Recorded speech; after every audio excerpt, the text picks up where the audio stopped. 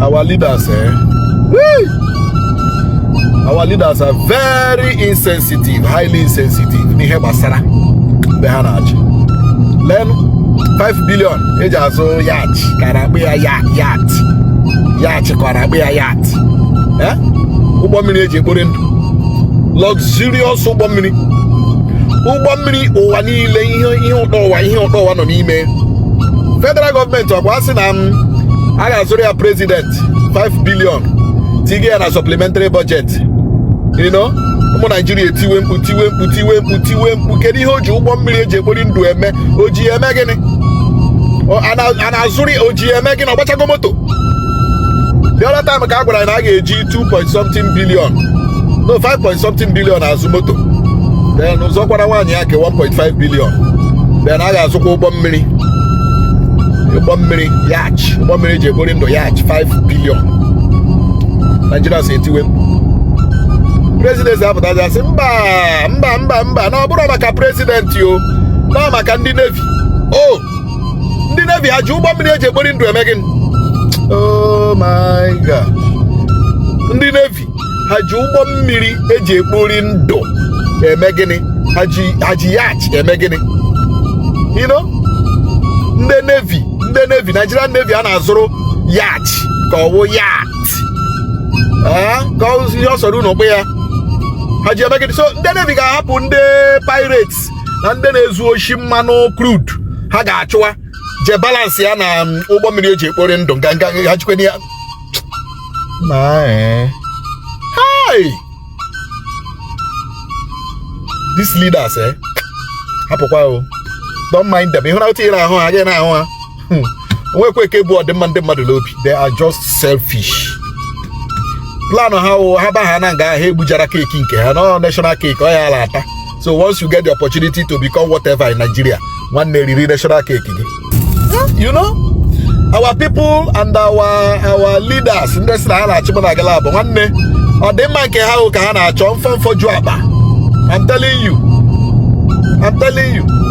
Ọ bụrụ na mmadụ dị ka Peter Obi bụ president, iche na ụmụ mmefu ihe a niile ego ndị a na-emefugharị na ị ga-ahụ ya. Ọ bụrụ mmadụ dị ka Peter Obi for instance, a na-ekwu okwu ndị House of National Assembly eji 160 million azụrụ ofu onye jeep, eji 5.57.7 billion azụ jeep ndị Senate na ndị House of Representative. Ọ bụrụ Peter Obi, ọ dị ka ọ ga-ekwe? Nwanne ọ ga-asị gị manage nwa Toyota Camry ahụ ị nwere, manage ihe kama ya gọọmenti enye gị ego iji maintain ihe. Simple. So when we talk of leaders, we are anyị enwebe leaders na this country. Anyị enwebe ihe anyị nwege na country ahụ selfish leaders, from local government to House of Assembly to ndị governor to the presidency.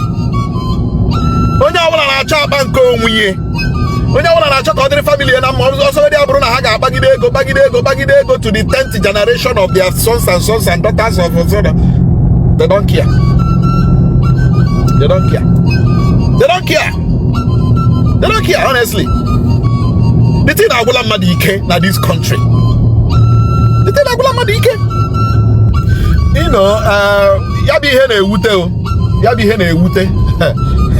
Lenu, okay. Ndị House of Rep emekwenu, you know, ya dị ka ha nụtụrụ olu ndị Nigeria. Werezie the 5 billion tinye na student loan, mezie ya 10 billion. Lenu, student loan of about 20-something million Nigerian students. Okay, were the 5 billion tinye as loan. Were 5 billion tinye as Yatch. Eji azụ Ugbommiri eji ekpori ndụ. Now ndị House of Rep emekwenu ya kwesịrị werezie the 5 billion a tinyezie na loan ụmụ school. At least ha agbalịala na nka. Onye ọbụla nọ na Nigeria kpewere chi ya o. Ihe anyị nọ n'obodo awụ agba ekpere chi. And you are on your own. You are on your own. So get check that you have leaders that will think about you. They only think about their family, about their wives, about their children, about their immediate family, about their grandfather, great-grandfather. That is the only thing they think about. I mean, in Nigeria now say you have leaders, they will remember you. Lie. Oh no, the Kanda na Bagari Imo State now. You want to support this person, you want to support one day I win, no use Ole, go use Ogi Pamia Kufogaga. You know? So if you are dealing with these politicians, use your sense. Use your sense. If I were to give me a Yatch. ka Yatch.